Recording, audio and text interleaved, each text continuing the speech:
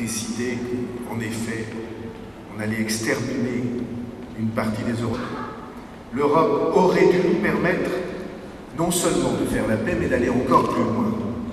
Et comme le monde était en train de devenir un monde de géants, aurait dû nous permettre, enfin, nous les pays européens, nous étant réunis, de peser de tout notre poids sur l'évolution de la planète.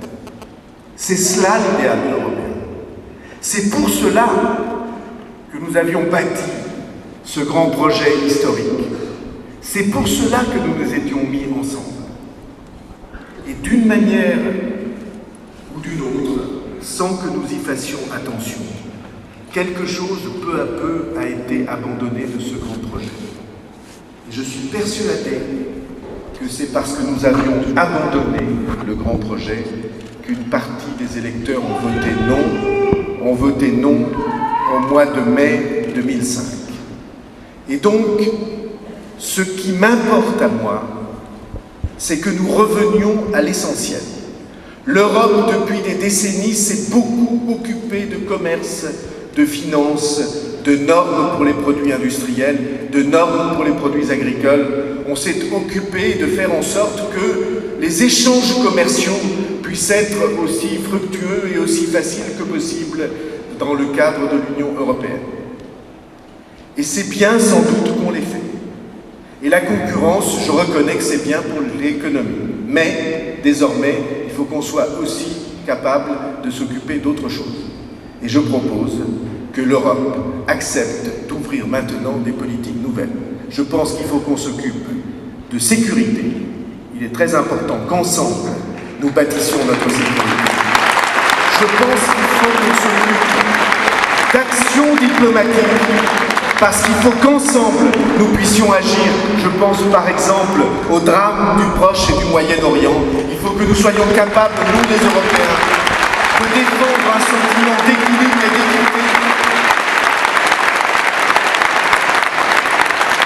Il faut que nous le fassions parce que les Américains ne peuvent plus tout seuls assumer cette fonction à partir du déclenchement de la guerre en Irak.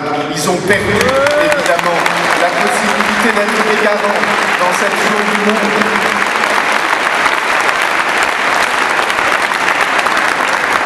Il faut que nous nous occupions d'énergie. Vous savez qu'on va avoir de grands problèmes d'énergie à la surface de la planète et que nous en avons en Europe. Parce que vous savez bien que l'énergie... En Belgique. Mais je crois que c'est aussi à la dimension de la France et à la dimension simplement de ce qu'aujourd'hui il arrive à rassembler, à mobiliser avec beaucoup de force, avec aussi une force très tranquille. Et je pense que vraiment, véritablement ce soir, il a montré qu'il est au-delà de la crédibilité, qu'il est, je pense, un futur grand président. Vous, qu'est-ce que vous avez retenu de son discours ? Mais je pense que ce qui m'a le plus intéressé, et on pourrait presque l'appliquer chez nous, c'est toujours cet outil de marketing droite-gauche, avec effectivement les uns qui disent qu'ils font du libéralisme social, les autres qui disent qu'ils font du socialisme libéral, et au bout du compte, eh bien, cet outil de marketing, il le rend juste après les élections, pour à ce moment-là, par exemple, faire la violette. Et je crois que vraiment, cette position du centre, qui à la fois symbolise le rassemblement, qui à la fois n'est plus une position de lutte de classe, et d'une lutte de classe sociale, mais qui est vraiment la véritable et le véritable enjeu. Je recommence ce machin, ça ne me dérange pas.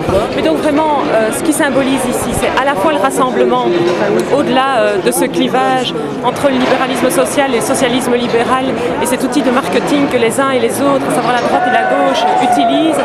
Et la logique, c'est pas une logique de classe sociale. Et les citoyens belges, c'est comme les citoyens français, ils ont besoin d'une logique de génération pour leur enfant et pour le futur.